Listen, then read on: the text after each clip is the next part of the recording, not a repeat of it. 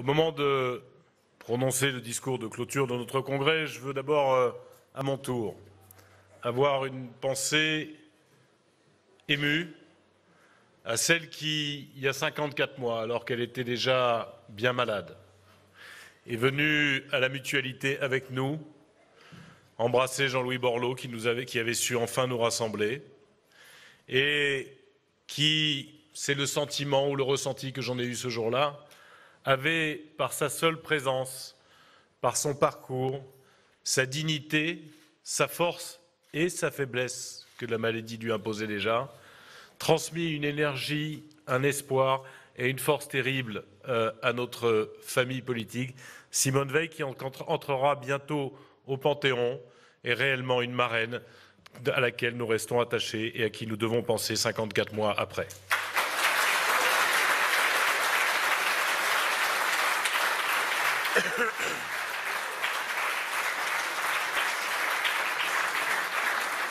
J'ai aussi naturellement une pensée pour notre président fondateur, Jean-Louis, qui m'a envoyé tout à l'heure un petit message, alors je l'ai rappelé, et qui vous embrasse tous. Il m'a dit « On ne peut pas dire que les médias aient beaucoup annoncé votre congrès, et comme là ça tournait en boucle, j'ai découvert que tu venais d'être réélu. Je te souhaite évidemment bon courage et surtout dis-leur mon admiration et mon amitié pour poursuivre notre combat commun. »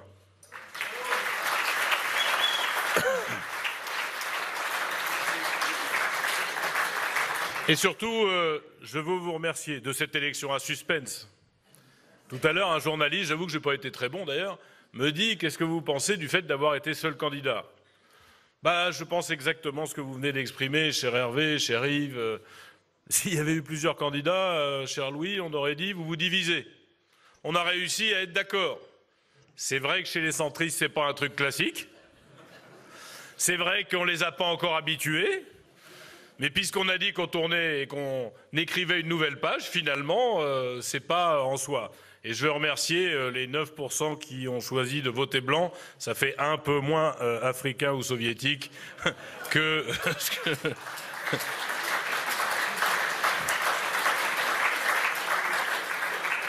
Je veux vous remercier de votre présence beaucoup plus sérieusement. Après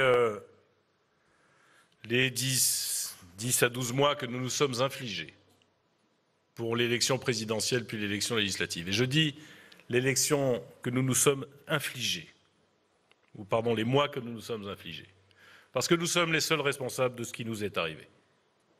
Nous sommes les seuls responsables, ou plus exactement, notre organisation, notre construction, nos attitudes, nos personnalités, sont les seuls responsables de nous avoir conduits au renoncement.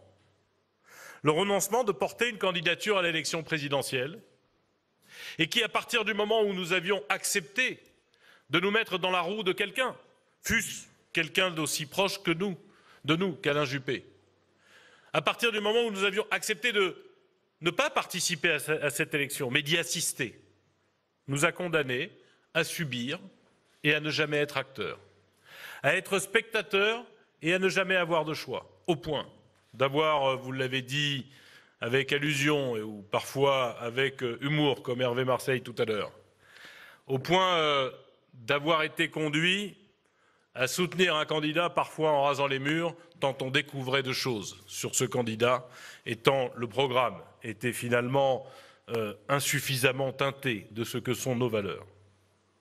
Et je veux vous remercier d'être là parce qu'après tout, en soi, ça n'était pas évident. Évident de subir ça, évident de traverser ces épreuves, évident de rester. Vous êtes quelques-uns à l'avoir dit, Daniel Lecca vient de le dire aussi. Je sais que beaucoup d'entre vous ont douté. Je sais que beaucoup d'entre vous ont hésité. Je le sais.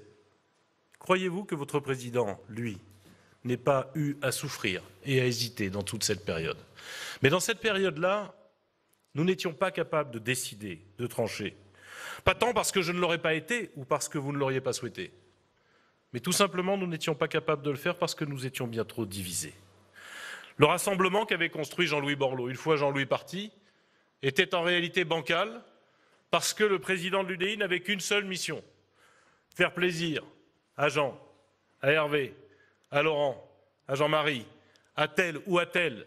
C'est-à-dire surtout ne jamais prononcer une phrase qui puisse froisser l'autre, Ne jamais espérer quand il dit quelque chose, être repris ou soutenu, mais savoir que les flèches tomberaient le lendemain.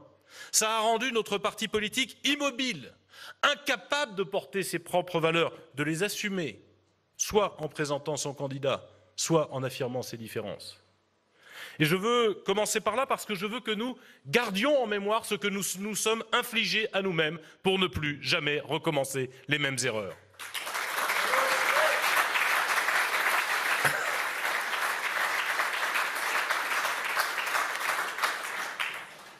Quelqu'un y a fait allusion tout à l'heure. Bien sûr, c'est Yves qui vient de le dire. Bien sûr qu'on a annoncé notre mort 10 fois, 20 fois. D'ailleurs, c'est devenu un marronnier dans la presse, dans le business médiatique, dont en réalité, le but n'est pas de montrer une information, mais de voir celle qui peut être vendeuse. Et dire que les choses vont bien ou que les choses progressent, ça n'est pas vendeur. Donc il faut expliquer qu'on meurt. Et depuis 54 mois, l'UDI est à peu près morte tous les mois. Et nous sommes encore là. Et j'annonce très franchement que je pense que nous serons là encore pour quelques années parce que la résistance dont vous avez fait preuve, la solidité et l'attachement à cette famille politique, y compris, chère Sophie, y compris pour beaucoup d'entre vous, les radicaux dont la majorité sont restés à l'UDI, y compris pour ceux qui étaient plutôt proches d'Hervé Morin, je pense à toi Brigitte et à beaucoup d'autres, qui avaient décidé de rester dans notre maison, de balayer les disputes, les acrimonies personnelles qui ont pu exister pour rester dans cette famille politique. Vous avez montré une solidité qui, au-delà des relations personnelles les uns avec les autres, a montré un attachement profond à des valeurs, à des combats et à des ambitions qui nous demeurent communes et qui font vivre l'UDI et qui la feront vivre demain, quels que soient les bruits médiatiques que vous entendrez à l'avenir. C'est même un paradoxe. C'est même un paradoxe. La campagne électorale présidentielle et l'élection d'Emmanuel Macron ont bouleversé le paysage politique, bien évidemment. Et objectivement, les partis qui ont dirigé pendant près de 40 ans notre pays, je pense au PS et je pense à l'UMP, les Républicains, c'est la même chose. Ah, ce n'est plus la même chose, hélas. Ces partis ont été profondément atteints.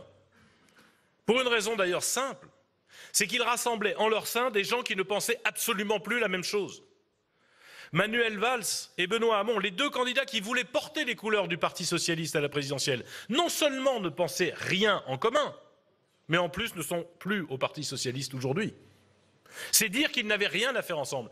Ce côté artificiel des grands partis politiques qui gouvernaient, où des gens qui ne pensent pas la même chose se mettent ensemble juste pour essayer de conquérir le pouvoir et surtout de ne rien faire le lendemain une fois qu'ils l'ont conquis.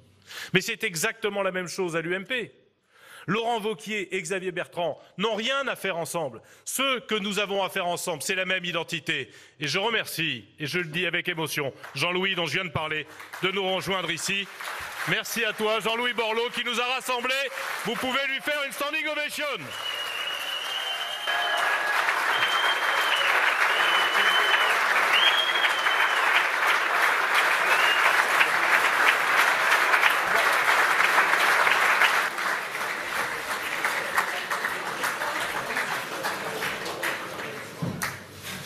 Merci franchement Jean-Louis de ton passage. Tu es occupé à d'autres choses, mais allez, ta présence me permet de le dire. Depuis 3 ans, avec toutes les difficultés que nous avons rencontrées, tu nous as de loin, discrètement, toujours aidés, interrogés.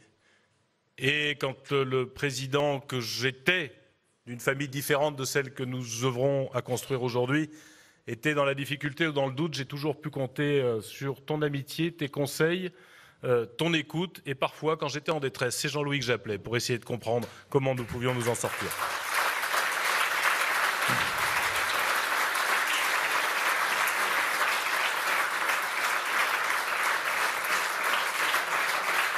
Cette famille politique que tu as réunie il y a maintenant 54 mois, elle a été moins touchée que les autres, tout pour une raison simple.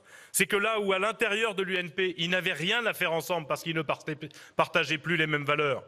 Et on le voit, je le disais, de Wauquiez par rapport à Bertrand, de Pécresse par rapport à Ciotti. Ces gens-là ne pensent pas la même chose. Ils ne peuvent pas rester dans la même famille politique.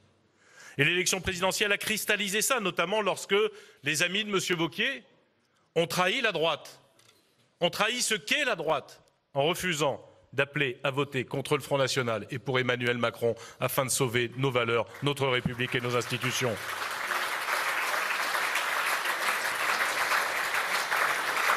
Nous sommes restés ensemble parce que nous n'avions aucune divergence de vue. Chez nous, en réalité, il n'y a pas de différence ou d'incohérence idéologique. Nous pensons et nous portons la même chose. Le grand paradoxe d'ailleurs étant que souvent on se disputait alors même qu'on n'avait pas de divergence de point de vue. Ce n'était qu'affaire de personnes et jamais affaire d'idées. Ils n'avaient rien en commun dans les autres partis et parvenaient à ne pas se disputer. La nouvelle étape de vie de l'UDI, et c'est le plus grand merci que je veux vous formuler, c'est, Jean-Louis, tu en serais surpris, étonné, mais en tout cas je suis sûr ravi, une famille désormais unifiée, pacifiée et libérée. Et ça va changer notre façon de faire de la politique. Unifiée, c'est une nouveauté. Hervé nous faisait rire tout à l'heure, mais je n'ai pas son talent. N'empêche que c'est bien la première fois que je monte à une tribune sans me demander quel est le couteau qui est dans mon dos. C'est une nouveauté pour les centristes et ça fait mentir un peu François Bayrou. Il disait qu'au centre, il y avait que des grenouilles. Il se trouve que les grenouilles sont parties, mais que les hirondelles commencent à vivre un joli printemps.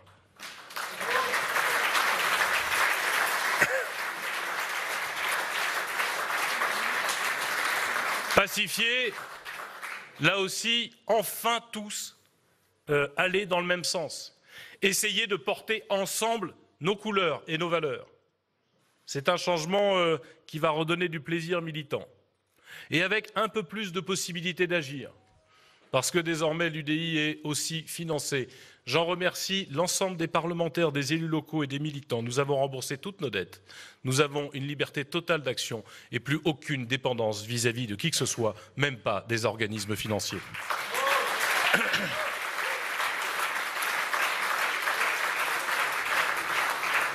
Ce travail a été conduit par Vincent Capo-Canellas, notre trésorier, qui n'avait pas beaucoup de cheveux avant d'être élu, qui en a un peu moins aujourd'hui, mais qui a un peu plus d'argent dans le porte-monnaie. On pourra faire des choses que nous ne pouvions pas faire. Vous savez, si on n'a pas fait de Conseil national depuis 1 an et demi, c'est parce qu'on n'avait pas l'argent pour le faire.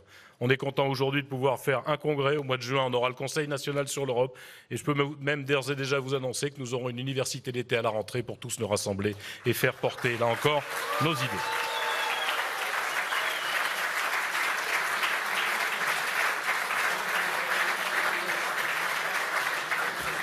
Et l'UDI, une famille libérée. Une famille libérée, il faut le dire, l'alliance du centre et de la droite. Ça passe d'ailleurs assez inaperçu. L'alliance du centre et de la droite existait depuis 60 ans. Depuis 60 ans, notre famille politique était alliée avec la droite. La droite républicaine, la vraie. La droite gaulliste. Et elle l'était pour une raison essentielle dont beaucoup ont sans doute perdu le fil. C'est que de l'autre côté, à gauche, il y avait des gens qui étaient alliés aux marxistes, aux communistes. Et que ce combat et cette alliance pendant 60 ans avaient d'abord et avant tout un objectif, empêcher l'arrivée des marxistes au pouvoir.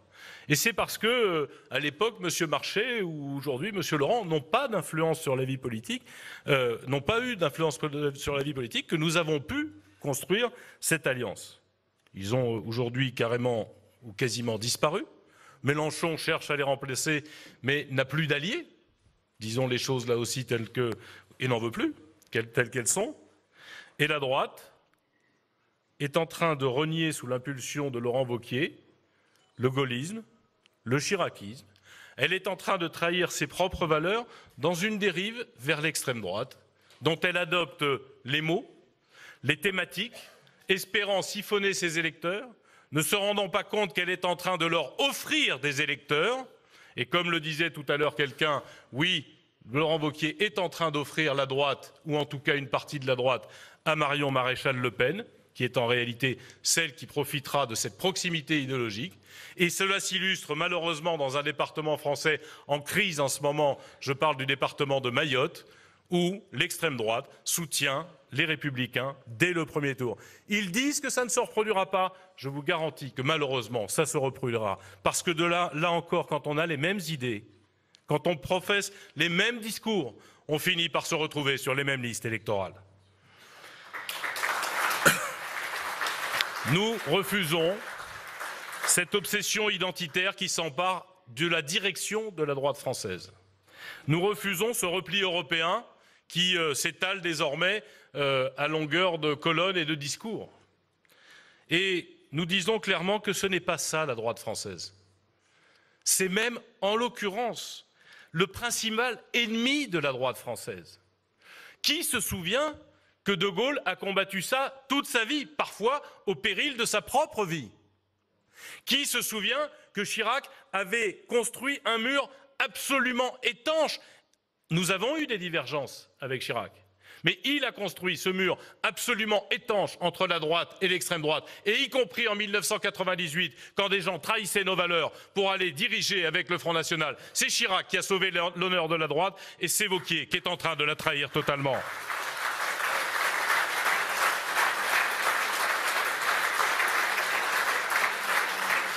Et cela nous donne une responsabilité. Oui, nous avons mis fin aux alliances avec ce parti.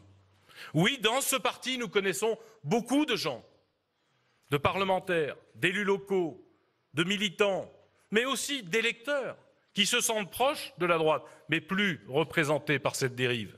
Et cela nous donne une responsabilité parce que, comme vient de le dire Yves Jégo, entre le parti du président de la République, entre sa majorité et Laurent Wauquiez, nous sommes la seule force politique organisée, constituée, représentée au Parlement, qu'il s'agisse du Sénat, de l'Assemblée nationale et même du Parlement européen, même si nous avons une représentation à reconstruire là-bas, dans les régions, dans les départements, dont beaucoup ne peuvent pas être dirigés sans nous, à la tête de centaines de communes ou participant à la direction. Oui, vous avez eu raison de dire à plusieurs reprises, nous sommes un parti puissant et nous ignorons parfois notre propre puissance. Mais ce parti-là a vocation, lui qui traditionnellement accueille les militants du centre, les militants fédéralistes, les militants humanistes, ce parti-là a aussi vocation désormais à s'ouvrir à tous ceux qui se sentent de la droite de progrès, qui veulent travailler avec nous, qui refusent de trahir leur identité politique et qui se reconnaissent dans une identité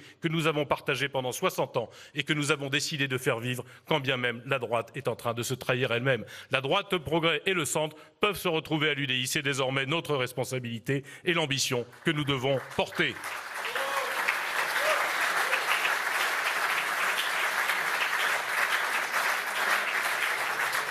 Nous devons assumer cette ambition de rassembler et d'incarner centre et droite de progrès. Nous devons aussi assumer la liberté nouvelle qui est la nôtre. Une liberté, Yves s'interrogeait sur l'utilité, une liberté qui doit nous permettre d'être utiles, pas utiles à nous-mêmes, utiles au débat politique, utiles à ceux qui dirigent, utiles à ceux qui, évidemment, prennent des décisions, parfois ont raison et parfois se trompent. Utiles d'abord en choisissant nos alliances, et elles seront diverses. Je reconnais que c'est un peu compliqué à comprendre pour les médias. Parce que les médias, ils adorent les petites cases. Il faut que tu sois absolument là ou là. Tu n'as pas le droit d'avoir une opinion qui peut varier en fonction des sujets, varier en fonction des situations. Les citoyens français, naturellement, quand ils écoutent la télévision, quand ils regardent une information, ils jugent information par information. Mais non, quand vous êtes responsable politique, quand vous êtes mouvement politique, vous n'avez pas le droit. Vous devez trouver ou tout bon ou tout mauvais. Alors les gens dans la majorité, ils sont obligés de trouver ou tout bon, même quand des fois ils trouvent qu'une mesure est absurde. Et les gens dans l'opposition, ils se forcent à dire que tout est mauvais, même s'ils proposaient exactement la même chose la veille. Et on vous interroge, et on m'interroge régulièrement. Est-ce que vous êtes dans la majorité, ou bientôt dans la majorité, ou dans l'opposition? Est-ce que l'UDI est un parti de la majorité ou un parti de l'opposition? L'UDI est un parti de proposition qui ne se définit pas par rapport aux autres et qui, sujet par sujet, abordera son programme politique, son projet politique, capable d'approuver, capable de désapprouver. Capable de désapprouver, mais dans ces cas-là en se forçant, et j'en ferai l'exemple tout à l'heure, toujours à proposer. Un parti, une liberté utile, qui refuse ces petites boîtes qu'on veut nous imposer, qui assume une relation décomplexée avec le gouvernement et la majorité. Décomplexée parce que nous ne lui devons rien. Un journaliste m'interrogeait il y a quelques jours sur la différence entre le MoDem et l'UDI. La première différence, c'est que le MoDem est dans la majorité. La deuxième différence, c'est que tous les sièges qu'il a conquis, il les doit à Emmanuel Macron. Aucun d'entre nous ne devons notre élection à Emmanuel Macron. Ça nous donne la totale liberté de soutenir ou de proposer autre chose. Et cette relation décomplexée, nous avons à la conduire dans l'ensemble des enceintes parlementaires, mais également dans l'ensemble des collectivités territoriales. Je veux m'arrêter un instant sur le ressenti que nous pouvons avoir et qui devra faire débat entre nous au cours des mois à venir. Que nous pouvons avoir des premiers mois, des 6 premiers mois ou des 9 premiers mois du pouvoir d'Emmanuel Macron. Très franchement, pendant les 6 premiers mois, ils ont fait exactement comme l'UMP et le PS. Ils parlaient de nouveau monde et en fait, ils avaient les pratiques de l'ancien monde. Ils étaient tout seuls au pouvoir, les Français leur ont confié la majorité absolue, n'écoutaient qu'eux-mêmes, étaient persuadés d'avoir raison en tout, de ne jamais se tromper, de n'avoir besoin ni de conseils, ni de propositions, ni de personne. Depuis 2 mois, 3 mois, les discussions que nous pouvons essayer d'avoir avec le gouvernement ou avec le président de la République peuvent laisser penser qu'un peu plus d'écoute est possible de la part de cette majorité. On le verra bien, mais je veux vous en donner 3 exemples. Sur la Constitution, Hervé Marseille et moi-même avons été reçus par le Premier ministre et objectivement, l'écoute dont il faisait preuve ne semble pas factice.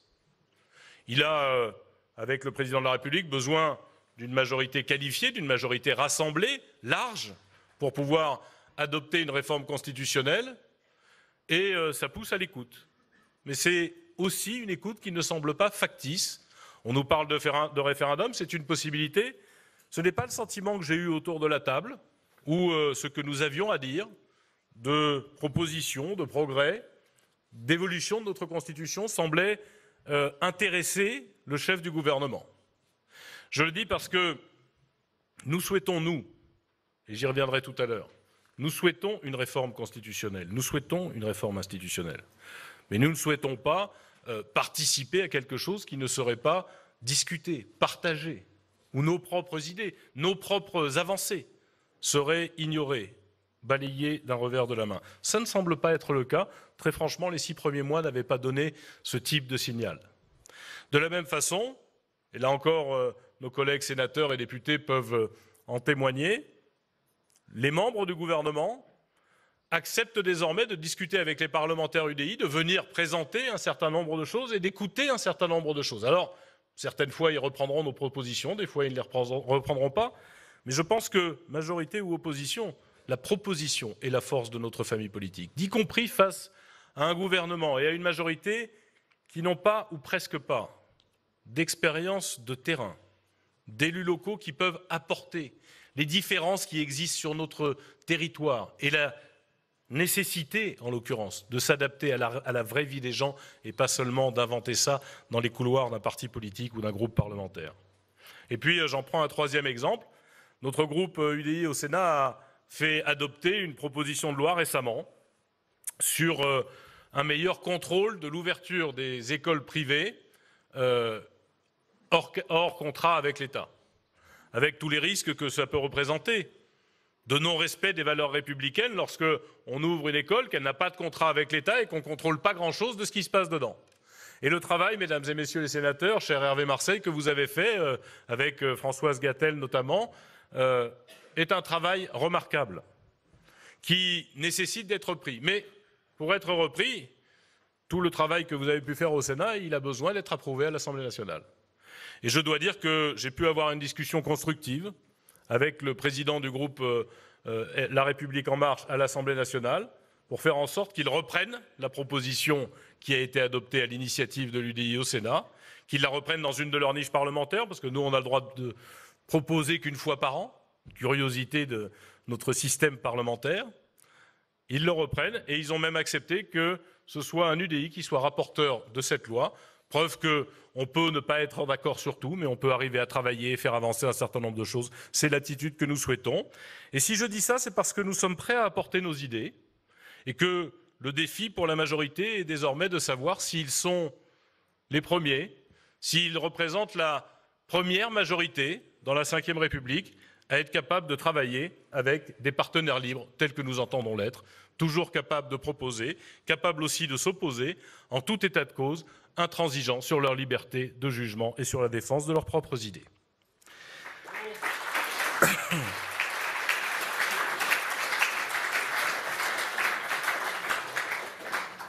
Ce n'est pas parce que nous ne devons pas notre élection à Emmanuel Macron que nous n'avons pas des choses à apporter.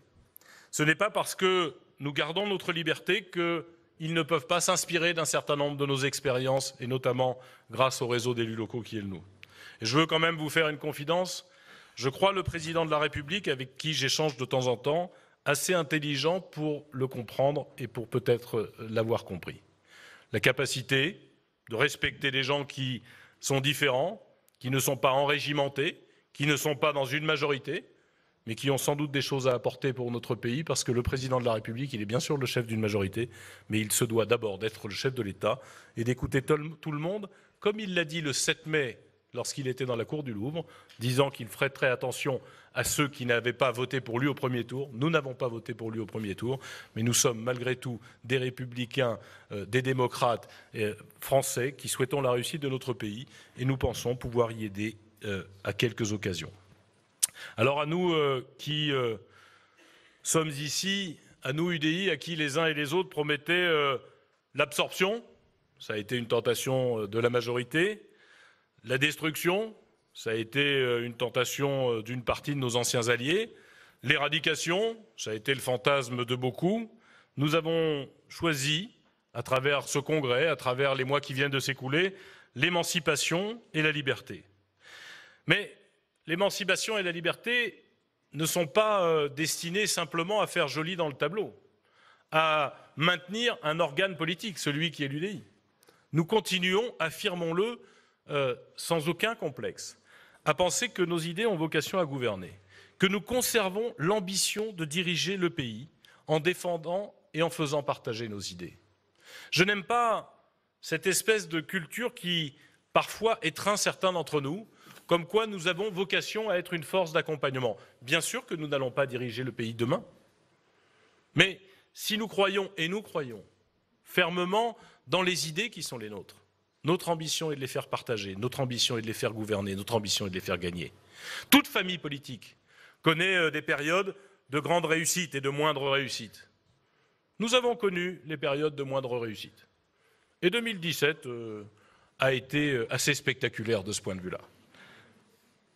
J'avoue que je regarde le printemps 2018 avec gourmandise de ce parti unifié, homogène sur le plan des idées, et qui doit retrouver ses ambitions et sa capacité à défendre partout et en tout point ses convictions. C'est pour ça que nous ne nous positionnons pas par rapport au gouvernement. C'est pourtant la question médiatique permanente à laquelle vous êtes confrontés sans doute dans vos territoires. Alors, que pensez-vous de ci ou ça? Non, nous assumons, je le disais, nos accords sur la politique de l'emploi qui est en train d'être menée, notamment à travers les simplifications du droit du travail qui donnent de l'agilité aux entreprises françaises et favorisera, mon cher Yves, qu'il y ait plus de production en France, parce que sinon, pour être agile, des entreprises étaient obligées de partir ou de commander ailleurs.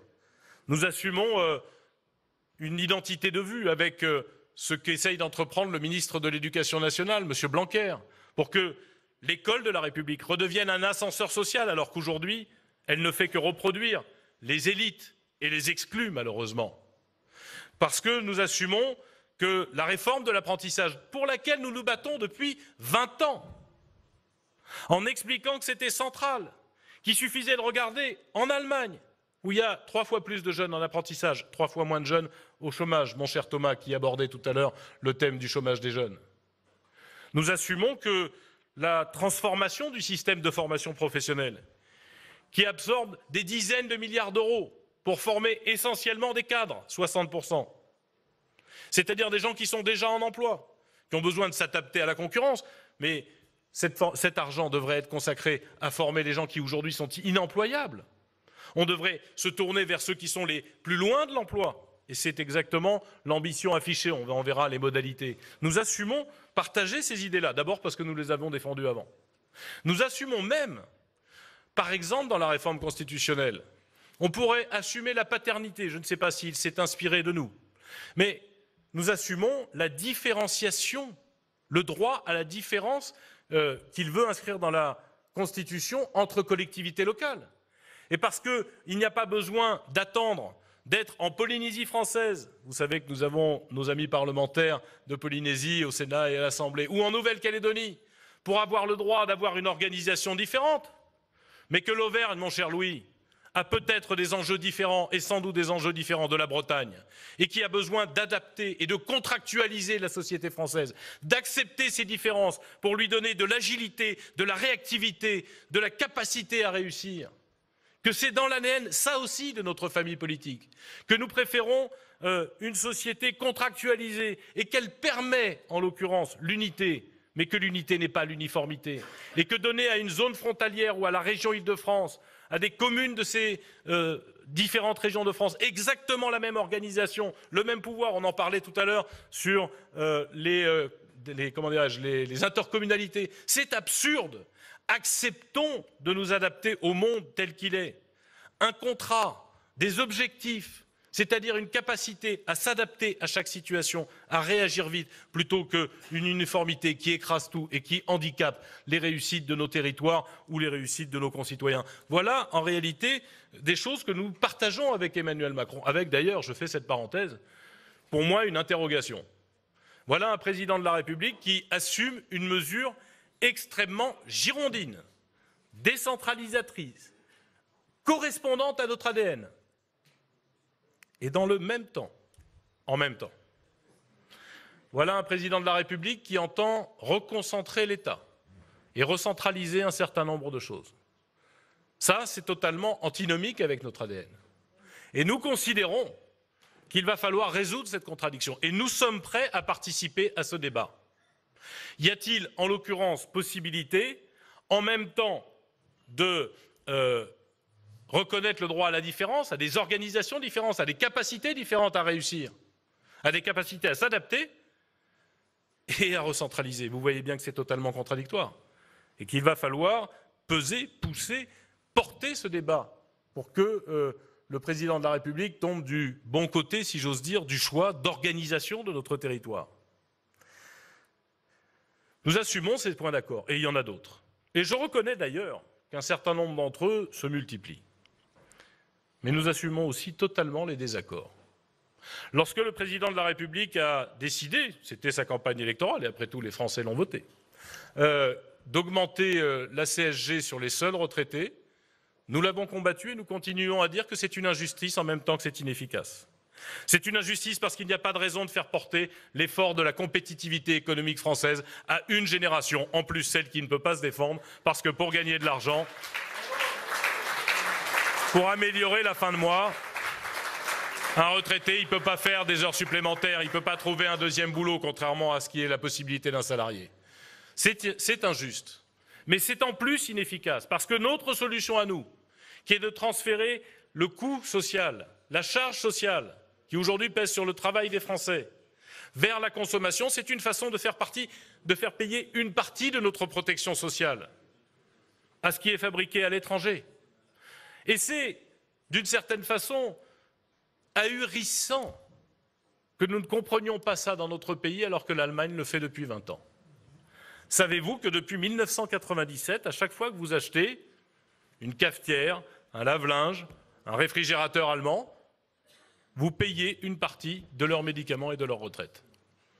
Et lorsqu'un Allemand achète quelque chose chez nous, vend quelque chose chez nous, pardon, il ne paye rien de notre sécurité sociale de notre système de retraite, de notre système d'allocation familiale. C'est une imbécilité française que de continuer à faire porter toute la charge sociale sur les Français, alors qu'on a besoin, notamment dans le cadre d'une harmonisation et d'une construction européenne, de faire en sorte que ce soit sur la consommation, c'est-à-dire sur ce qui est produit pour partie à l'étranger, que nous puissions asseoir la sécurité sociale des Français.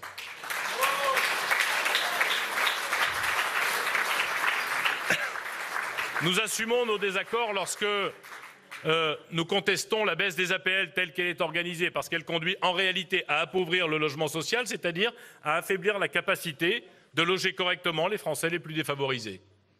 Nous pensons que ce n'est pas comme ça qu'il faut faire. Il y a un sujet APL. Il faut effectivement traiter ce sujet. Mais la vraie difficulté réside dans le fait que la France, et je vous ai dit, quand nous sommes en désaccord, nous devons faire des propositions. La vraie difficulté réside dans le fait que nous aidons aujourd'hui à la construction, c'est ce qu'on appelle l'aide à la pierre, et nous aidons en plus le locataire. On ne peut pas faire les deux. Et il faut tout reconcentrer sur l'aide à la pierre, y compris rétroactivement pour faire baisser des loyers. Et ce n'est pas le loyer de la personne qu'on doit viser, c'est le loyer du logement. Parce que le loyer du logement, il sera stable, ad vitam aeternam, et c'est notre famille politique qui a commis cette erreur. C'était sous Raymond Barre. Nous avons commis l'erreur d'ajouter l'aide à la personne aux aides à la pierre. Je pense et je propose que nous investissions tout dans l'aide à la pierre pour faire baisser le prix des loyers de façon stable, sans appauvrir le logement social, et permettre aux gens de se loger correctement dans une organisation digne. Nous assumons nos désaccords et nous proposons, lorsque vient cette idée curieuse de réduire de 10 km/h la vitesse sur les routes nationales, de 80 à 90. Oh, je vais dire les choses de façon très simple, de 90 à 80. Lapsus révélateur. Heureusement qu'il n'y a pas trop de radars dans la salle. Je vais dire les choses très simplement. Le Premier ministre a raison de dire qu'on ne peut pas accepter cette espèce de plancher de 3500 morts par an et qu'on doit continuer à vouloir faire baisser. Mais j'observe d'abord qu'aucune étude sérieuse n'a montré que de passer de 90 à 80 km/h allait faire baisser la mortalité. J'observe surtout que ça dénote d'une culture qui est d'une grande mesure nationale, applicable partout, à tout le monde, et qui ne correspond en rien aux besoins et aux réalités. Nous pouvons dire, nous sommes quasiment tous des conducteurs, qu'il y a des routes nationales, bidirectionnelles, où rouler à 90 n'a absolument rien de dangereux. Et qu'il y a des routes où même rouler à 80, c'est vraiment dangereux. Et donc nous faisons la proposition que dans chaque département, les préfets, les maires et les conseillers départementaux se réunissent, regardent portion de route par portion de route et qu'on module la vitesse là où c'est dangereux avec des gens sur le terrain, plutôt que d'abaisser bêtement de 10 km/h et d'emmerder les Français qui ont besoin d'aller travailler avec une mesure nationale.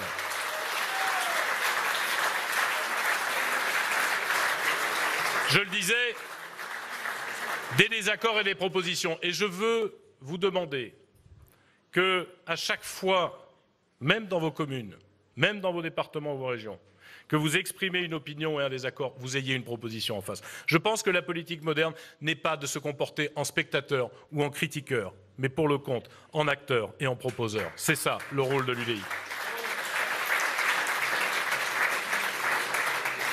Et puisque nous sommes nombreux élus locaux, et je veux le dire, j'avais prévu de le dire, même s'ils n'étaient pas venus, nous avons aussi une attention absolue à avoir sur l'égalité réelle entre les citoyens, pas l'égalité qu'on proclame à la télévision. La politique de la ville, pour laquelle Jean-Louis a été consulté par le président de la République, pour lequel tu as beaucoup œuvré dans notre pays et qui produit encore des résultats aujourd'hui. La politique, en réalité, d'égalité entre les citoyens, c'est ça la politique de la ville. Pour qu'on ne soit pas condamné à subir sa vie en fonction de l'endroit où on est, où on grandit, où on évolue, où on élève ses enfants. La politique de la ville doit rester une préoccupation très grande, et pas que de la ville. Parce qu'en réalité, l'exclusion et l'enfermement qui existent dans certaines banlieues, on le retrouve dans des zones rurales totalement isolées et tout aussi désespérées. Et je veux dire là-dessus que, avec Emmanuel Macron, il y a un grand défi à relever. Je lui ai dit, les yeux dans les yeux. La réussite ou l'échec de son mandat tiendra à mes yeux, à une chose. Pas à 10, à une. Nous partageons l'idée qu'il faut libérer les énergies françaises, favoriser ceux qui réussissent pour tirer en avant la machine, miser sur les premiers de cordée, comme il dit, mais à une condition, que ça serve en ruisselant sur l'ensemble de la société, sur l'ensemble des citoyens et sur l'ensemble des territoires. C'est très bien de métropoliser, Valérie le disait tout à l'heure, parce qu'on a besoin d'être attractif vis-à-vis du reste de l'Europe et du reste du monde. Mais à condition que jusque dans le plus petit village de la région, de la métropole en question, on en tire des bénéfices et on mène des politiques publiques qui permettent à chacun de pouvoir y vivre dignement et à égalité. Le premier de cordée est celui sur qui nous devons miser. Mais il n'a de légitimité que s'il est utile au dernier de cordée. On n'a jamais vu un premier de cordée qui avançait en abandonnant sa cordée.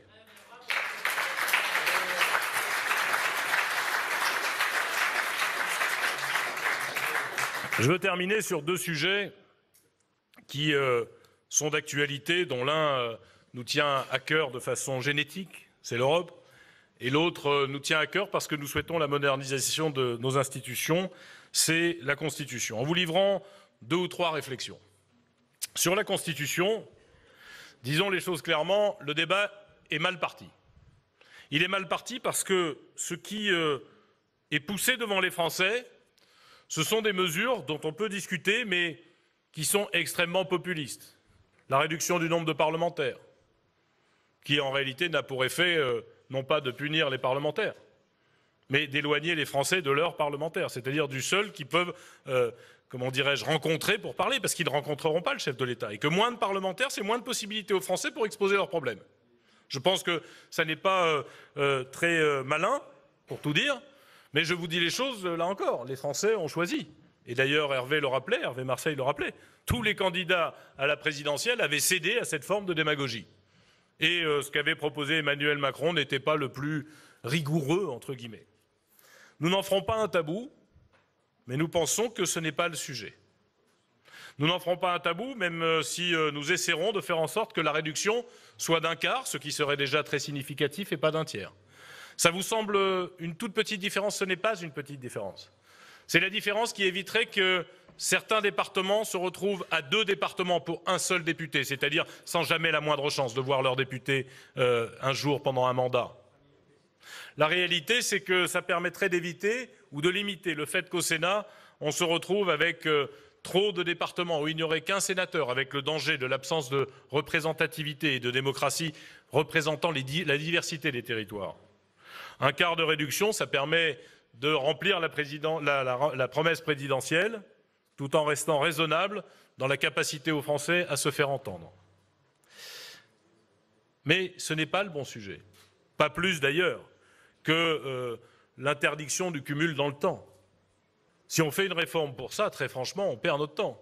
D'ailleurs, il n'y a pas de problème en réalité pour l'appliquer aux parlementaires, je n'ai pas de difficulté là-dessus. Hervé Marseille l'a dit, on n'aura pas. Mais je suis absolument contre le fait qu'on l'applique aux maires. Je pense que c'est une fausse bonne idée. Je pense qu'à force d'encadrer le scrutin des Français, on les prive de leur liberté. Et d'ailleurs, on le fait un peu hypocritement. Parce qu'on dit, c'est en tout cas le projet qui est annoncé, on va interdire aux maires de faire plus de 3 mandats, sauf dans les villes de moins de 3005. Vous savez pourquoi? C'est parce qu'on risque de plus en trouver de candidats. C'est vachement malin. Je ne comprends même pas pourquoi on fait ça. C'est presque prendre les Français pour des imbéciles ou des irresponsables. Parce que nombreux ici ont été maires, je l'ai été. Je crois simplement, et d'autres le sont naturellement, je crois simplement que les Français sont assez intelligents, notamment sur l'élection municipale, dont ils connaissent parfaitement les acteurs et dont ils comprennent parfaitement les enjeux, ce qui n'est pas le cas des autres élections la plupart du temps, pour savoir s'ils veulent garder le maire ou s'ils veulent le virer. Et laissons-les choisir s'ils veulent garder le maire ou le virer. Je crois que ça serait beaucoup plus intelligent. On peut l'appliquer à d'autres mandats, mais au mandat municipal, ça me paraît une erreur que de vouloir limiter à 3 mandats. Mais je vous disais que le débat est mal parti parce que je pense que ce n'est pas le sujet. Le vrai sujet, c'est comment, et c'est à cela que nous sommes prêts à participer, comment on modernise les institutions françaises, comment on permet de légiférer plus rapidement et mieux, tout en conservant la capacité de débat et la capacité d'expression de l'opposition. Comment on rend le Parlement utile dans notre pays qui ne vit que sous une monarchie élective, qui considère qu'une fois qu'elle a élu le président de la République, il n'a qu'à se débrouiller, il n'y a plus qu'à lui, il n'y a pas besoin de contre-pouvoir. Nous sommes, en France, le seul pays dit démocratique dans lequel le président de la République a autant de pouvoirs et aussi peu de contre-pouvoirs, dans lequel le Parlement est à ce point inutile parce qu'on ne lui confie aucune responsabilité. Et s'il doit y avoir une réforme, et puisque nous avons décidé que désormais les parlementaires étaient en mandat unique, alors il faut que les parlementaires puissent reconquérir des responsabilités et du pouvoir. Comment on peut imaginer se dire une démocratie quand les groupes politiques à l'Assemblée nationale et au Sénat n'ont le droit de proposer une commission d'enquête, c'est-à-dire le fait d'évaluer une action gouvernementale, une politique d'État, qu'une fois par an? Mais dans n'importe quelle démocratie, le Parlement a des commissions d'enquête tous les jours, examine, contrôle. On nous dit d'ailleurs, il faut que le Parlement, je suis en désaccord avec cette philosophie, mais on nous dit, le Parlement, il doit de plus en plus maintenant se contenter d'évaluer, de contrôler le gouvernement. Et on laisse dans la Constitution, on laisse dans nos lois organiques, on laisse dans nos règlements le fait qu'on ait le droit de faire une commission d'enquête par an pour être sûr qu'on n'aille pas mettre notre nez là où les choses se passent mal, c'est-à-dire là où en réalité les technocrates ont peur de voir arriver des politiques pour évaluer ce qu'ils font depuis des années.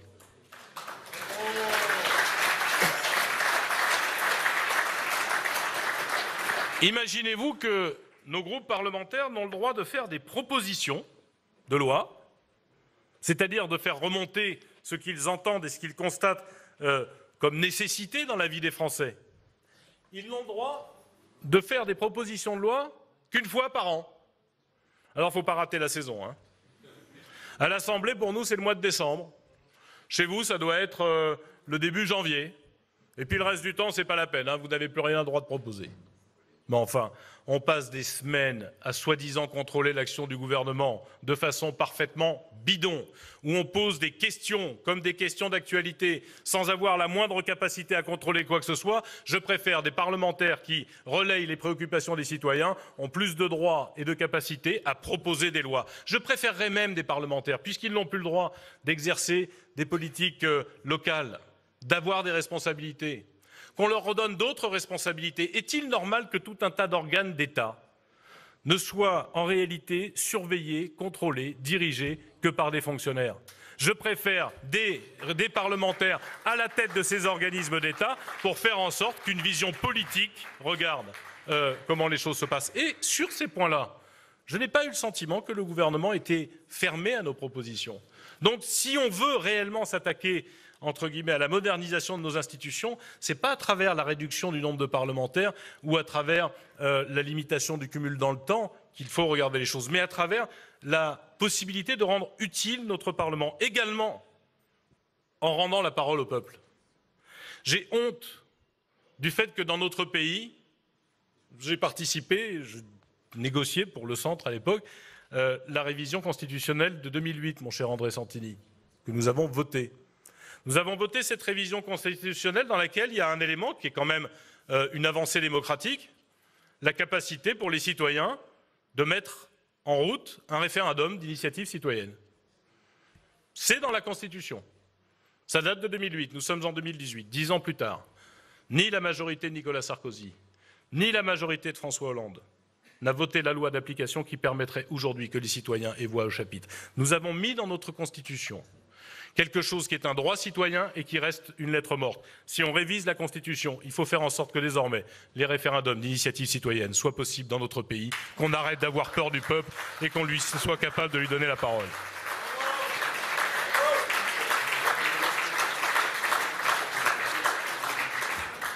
Enfin, il y a le mode électoral. Tout à l'heure, Hervé disait que j'en dirais un mot. Oui, bien sûr, parce que je veux faire une proposition. D'abord, lancer une alerte. Je lis dans la presse ces derniers jours qu'on envisagerait dans les hautes sphères de l'État, il faut toujours se méfier des rumeurs, une élection, une dose de proportionnelle pour l'élection législative à hauteur de 10% lors de l'ensemble de la révision des institutions. Je le dis, si c'est cette dose-là, ce sera sans nous, et nous ne participerons pas à une tartufferie. Je voudrais que vous réfléchissiez juste à la chose suivante. Avec un Parlement à peu près 440 députés et le nombre conséquent de sénateurs qui va en face, mais pour l'élection législative des députés. Avec 400 ou 440 députés, si vous mettez 10% de proportionnel, ça veut dire qu'il y a 40 ou 44 députés élus à la proportionnelle. Et si vous faites 10% des voix, vous avez 4 députés sur 400. Avec 10% des voix, vous avez 1% du Parlement. Ça, ce n'est pas de la proportionnelle. C'est se moquer du monde, et si c'est ça, nous ne participerons pas à l'ensemble du bloc constitutionnel qui nous est proposé. Mais je fais en même temps une proposition qui permet d'avoir une vraie proportionnelle et dégager une majorité. Parce que c'est la crainte qu'on nous avance tout le temps. On va même jusqu'à la tartufferie invraisemblable de nous expliquer « Regardez ce qui se passe en Italie ». En Italie, c'est 60% de proportionnel. Nous n'avons jamais demandé ça. En Allemagne, c'est 100% de proportionnel. Ce n'est pas une dose de proportionnel qui empêche de gouverner.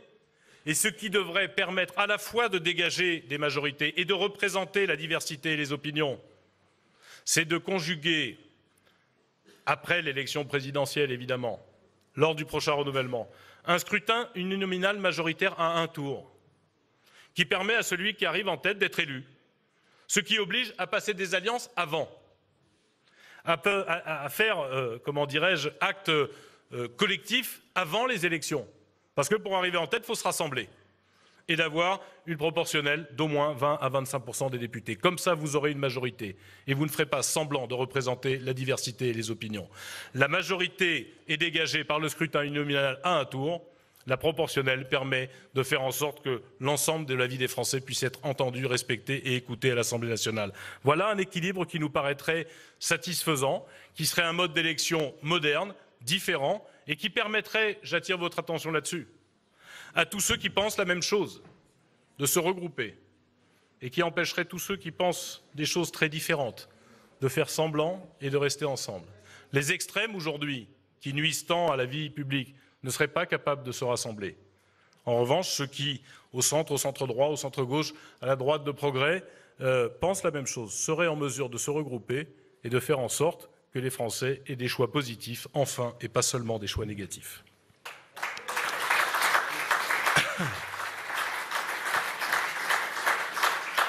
Sur l'Europe, enfin, je veux dire que nous voulons évidemment assumer notre identité fédéraliste.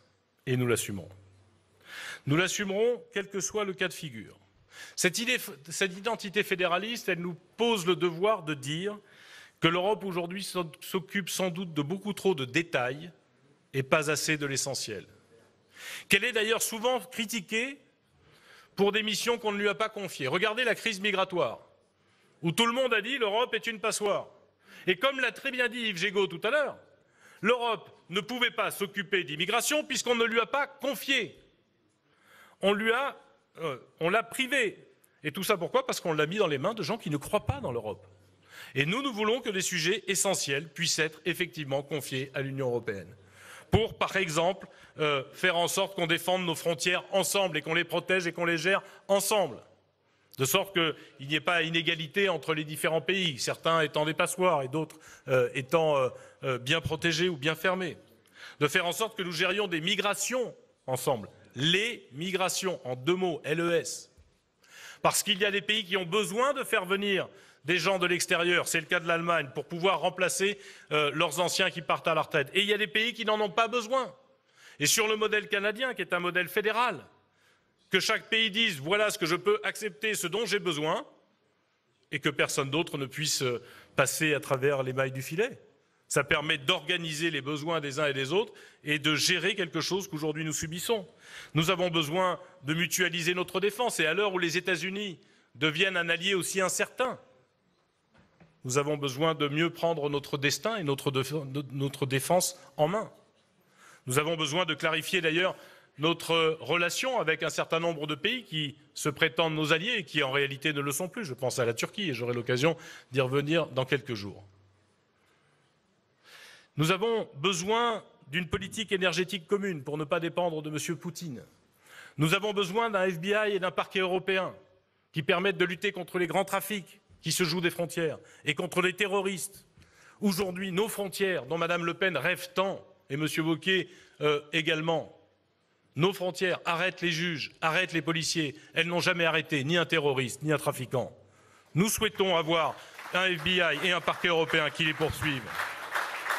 Nous avons besoin d'une Europe qui aurait des ressources propres et qui ne fasse plus fantasmer sur les égoïsmes nationaux.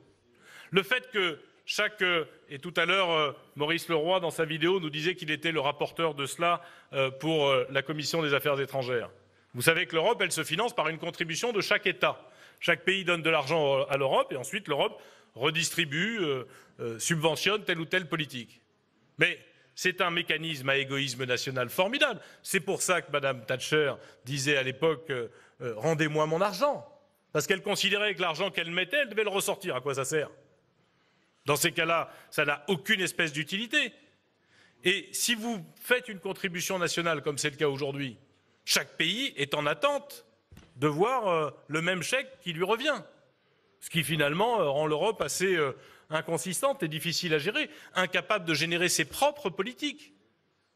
Et nous devons militer pour que, à fiscalité égale en France, au moins en France, les autres choisiront, on puisse avoir une ressource propre qui aille à l'Union européenne et qui ne dépende pas. Ça serait la même somme, mais ça ne serait plus un chèque fait par la France en attendant la ristourne équivalente. Ce serait une contribution, une ressource propre de l'Union européenne qui pourrait ainsi développer ses politiques. Nous devons reconnaître que nous nous réjouissons d'avoir un président de la République qui, pour ce qui concerne les 30 et quelques dernières années, depuis 1980, est le plus européen des présidents que nous ayons eus. Nous devons lui reconnaître d'avoir démoli la logorrhée le péniste sur l'anti-européanisme comme une solution pour les Français. Mais nous devons aussi constater que, chef de l'État qu'il est, il a ses limites dans les négociations, dans les discussions qu'il doit avoir avec nos partenaires européens. Et je dis que si, sur les travailleurs détachés, il a obtenu une avancée, il n'a pas réglé le problème. Et que nous devons porter, nous, l'idée que ce ne sont pas que les contrôles qui permettent, en l'occurrence, de lutter contre le travailleur détaché, mais c'est simplement l'égalité entre salariés. L'Europe n'a jamais été créée pour créer de la concurrence déloyale entre des ouvriers et des salariés. Et nous, nous affirmons clairement que quand on travaille dans un pays qui n'est pas le sien, on doit être payé au tarif du pays dans lequel on travaille et payer les charges sociales du pays dans lequel on travaille. Si concurrence il doit y avoir, elle doit être loyale. Et ça peut être le savoir-faire, l'organisation de l'entreprise. Ça ne peut pas être la protection sociale du salarié ou un salaire plus bas, parce que ça veut dire que dans ces cas-là, on tire tout le monde vers le bas. Et si l'Europe est là pour nous tirer vers le bas, ce sont les peuples qui l'enverront promener. Et nous refusons évidemment cette perspective. Nous aurons donc des propositions à faire sur notre combat européen. Je ne veux pas aller plus loin parce que j'y apporterai naturellement mes propres idées, mais je souhaite que vous vous saisissiez les 3 mois qui viennent, d'ici au mois de juin, pour être ambitieux, totalement libre, décomplexé sur les propositions de construction européenne. À la fois en assumant de donner à l'Europe de véritables pouvoirs qui nous permettent de reconquérir des souverainetés et de l'indépendance face à la Russie, face aux États-Unis, face à l'Inde, face à la Chine, face à ces grandes puissances pour lesquelles et face auxquelles nous avons besoin de faire bloc, et que nous puissions nous engager dans le débat, en réalité très noble et très nécessaire, qui est de montrer, comme le disait tout à l'heure Yves, que les vrais patriotes sont dans cette salle, pas chez M. Philippot. Que le patriotisme, ce n'est pas de débattre de souveraineté d'apparence, mais de débattre de véritable souveraineté. Nous n'avons plus de souveraineté numérique face aux Américains et nous avons besoin de construire effectivement les tuyaux qui nous permettent de protéger nos propres intérêts et nos propres données. Nous n'avons pas de souveraineté bancaire sur un certain nombre de sujets, quand en réalité on peut se faire imposer les règles par les États-Unis d'Amérique. Nous n'avons que peu de souveraineté énergétique parce que nous ne nous sommes pas organisés pour pouvoir diversifier l'approvisionnement et que certains pays ne risquent pas que M. Poutine ferme le gaz. La souveraineté, ce n'est pas des discours, c'est la capacité à décider et à ne pas dépendre des autres. Et seule l'Europe est capable de la construire. mais on ne lui en a jamais donné ni la responsabilité, ni évidemment de ce fait les moyens. Nous voyons, nous, la construction européenne comme un instrument de reconquête de nos souverainetés. Et je vous invite à travailler sur ce projet, parce que ce projet, je le dis, nous avons non seulement l'intention de le porter, mais de l'assumer. Nous assumons être fédéralistes. C'est vrai que notre famille politique a mis longtemps à le faire, mais il y a 3 ans, lorsque je suis devenu président de notre famille politique, je vous ai dit, maintenant c'est fini, nous assumons d'être fédéralistes. Et nous l'assumerons lors des élections européennes. Nous l'assumerons pleinement. Nous l'assumerons, si c'est possible, avec d'autres. Et si c'est nécessaire, nous l'assumerons seuls. Nous porterons ce projet devant les Français parce qu'il est indispensable et parce que ce débat est indispensable. Et si c'est nécessaire, je suis prêt à porter ce combat parce qu'il y a besoin que les Français réalisent que l'Union européenne est le moyen de protéger nos intérêts et nos modes de vie face au reste du monde. Nous assumerons notre fédéralisme.